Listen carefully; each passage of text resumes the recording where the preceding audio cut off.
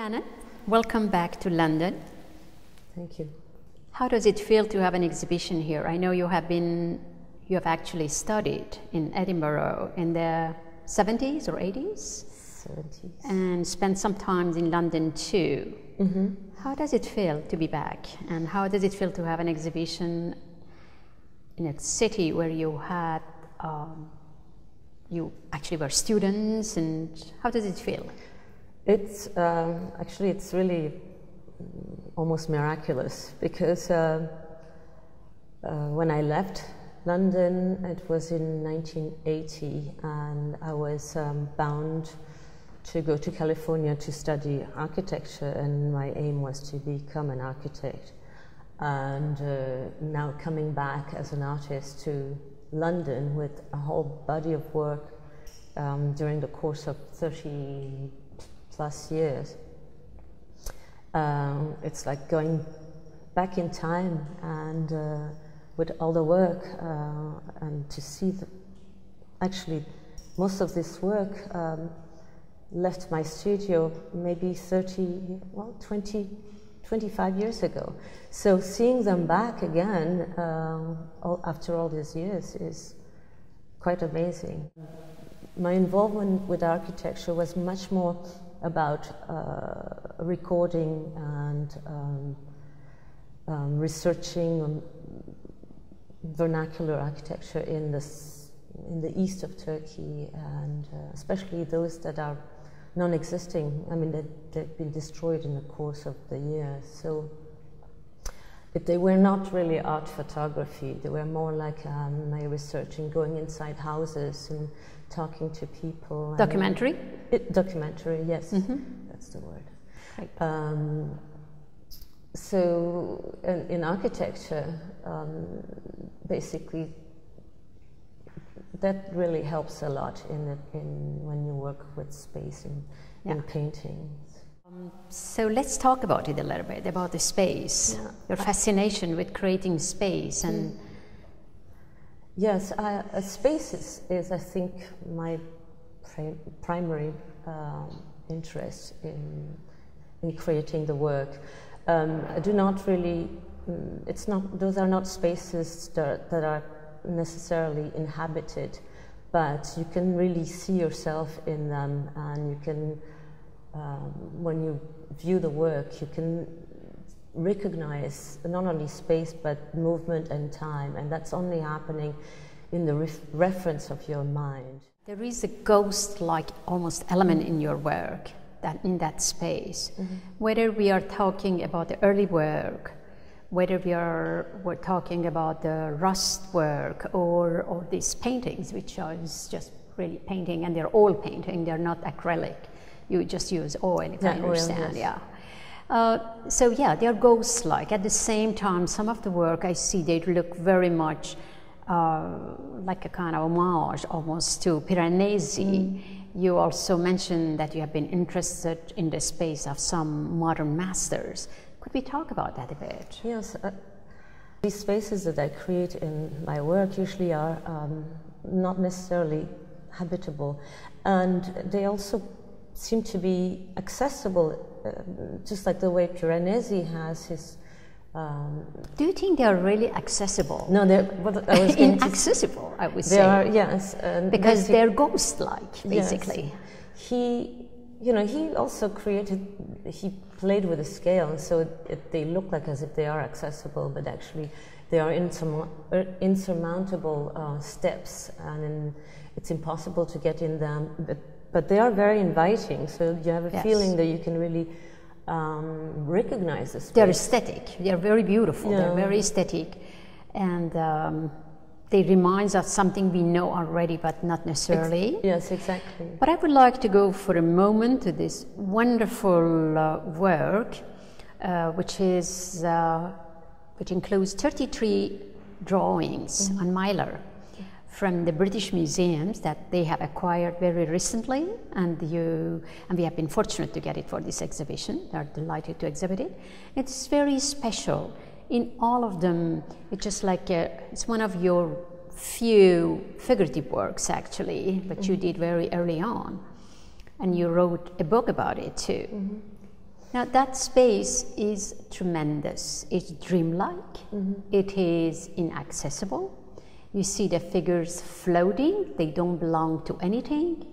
And is there a crisis of identity, a sense of identity, or something really that you could say in this work? Actually, I was very, what drew me, I mean, I spent many years doing these drawings were done in a course of many years. And you went back to them all the time? I kept working on them. Actually, the material, mylar, is very strong. It's practically indestructible, so you can rework them over and over, editing them. And I was doing the writing at the same time. So the writing, I was editing the writing and I was editing the painting, the drawings at the same time. And it's, in a way, I always think that the drawings, they're not illustrating the text. It's actually the reverse. I think the text is sort of illustrating the drawings. I was very, especially but they're very personal work, probably my most personal work, and they really deal with the body and more than space there. Actually, I was more interested in the way we are totally imprisoned in what we call heaviness or gravity. I mean, I use the word gravity in two meanings, and it's just that we're stuck. I mean, it's not like we are heavy, it's just the earth is pulling us, So in the drawings, I was trying to give the certain lightness in everything, even in the space. I actually work in a huge chaos. Basically, I use anything, never throw anything, and they always have a use to them. And when I was working as an architect, I was taking everything that was samples that people were using in the offices, and at that time, art material was not something that I could really acquire easily. It was expensive, and I was working long hours, and these were the things that I was doing on the side. And for me, they were the smallest livable spaces, because I was not a builder, but I was a builder of some kind of world. And but do you look at them as landscape? Well, they are definitely landscapes, and most of them were also done outside. So I always was thinking of all the 19th century, 18th, 19th century landscape painters who were doing their work outside. And so when I did that, I incorporated grass, which were growing, on my painting, and it was, pollution and air impurities. And when I did that, of course, chance. There was a huge element of chance that I,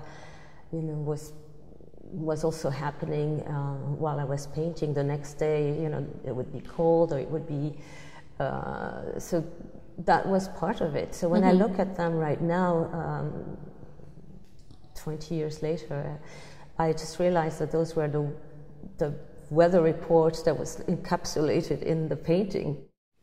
So for me, to let chance be part of the work, that's when I realized that it was getting closer to, I thought I could create perfection only by chance. And it's not something you cannot really sit in front of a canvas and say, I'm going to create a perfect painting.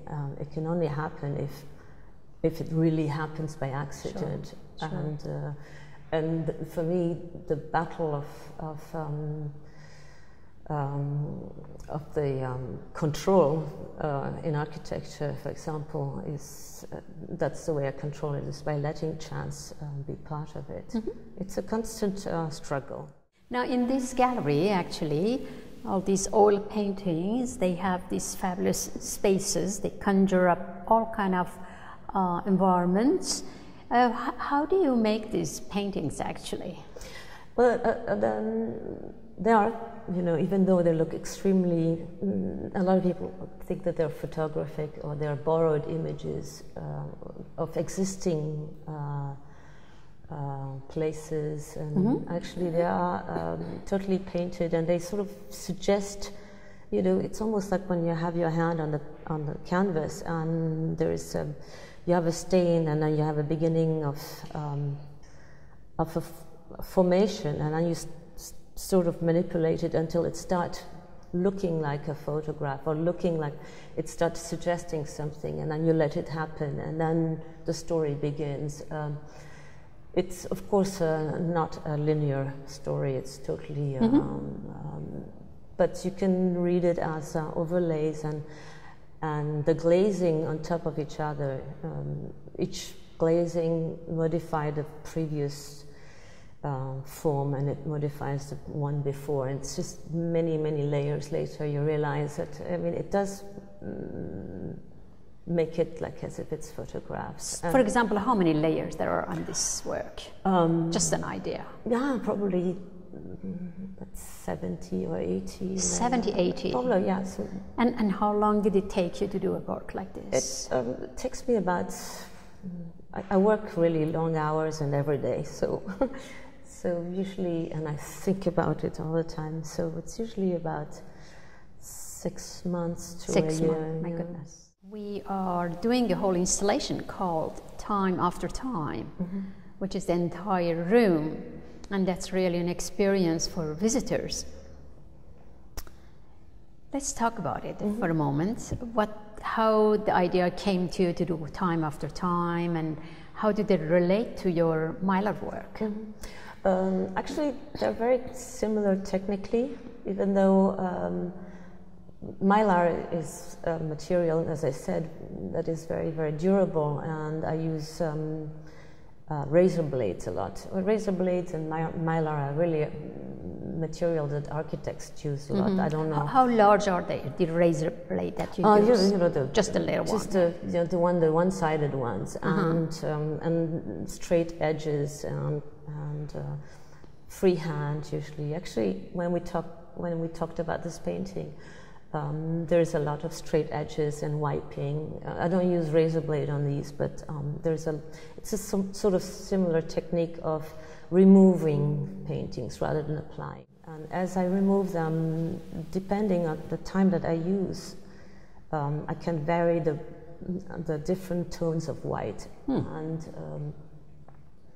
And they're fairly small, because the Mylars usually aren't the small. Yes. But because they make you want to go inside, you know, and they suggest space, Yes.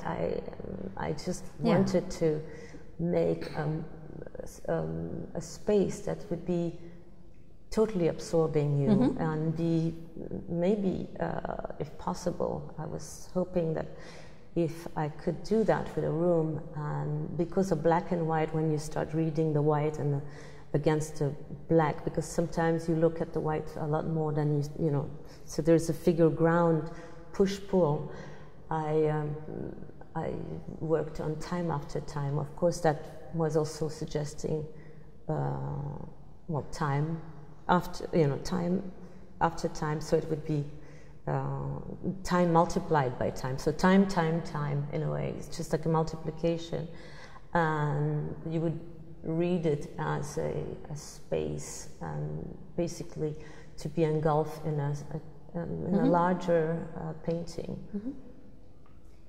What was the inspiration to do that work? Time After Time. You know, when you think about time, sometimes you think about music and scoring, and I was also thinking about when you count the days and you hope for something, you know, just like maybe in a prison, you know, scoring. The idea of scoring is also not only in music score, but also you scratch. You scratch it, and in prison cells, you know, there's like people score their days, and you read time in a linear sort of way. And I was just thinking, the reference would be in your mind. There's no reference, but when you look at it, you will see things like depending on, and the viewer is actually bringing his or her own reference. So, and time only happens in your mind, like in a film. So it has a filmic sort of quality. Another thing that was an inspiration was that I realized that when I work without colors, even though the world is it's impossible to imagine the world without color. We see everything in colors, but when you create something in black and white, it seems to be more real, or more as if it really has happened. Maybe because in my generation, everything that is black and white is suggestive of something documentary or something that has existed. I think as an artist, my job is also to ask questions rather than answer them, or rather than tell people how to see the work. What would be, for me, the ideal, and I would think it would be hopeful for me, is to be able to offer a different way of looking at the same images and the same work. Absolutely. Each person to have a different take on it, and generate perhaps a dialogue. Dialogue, exactly.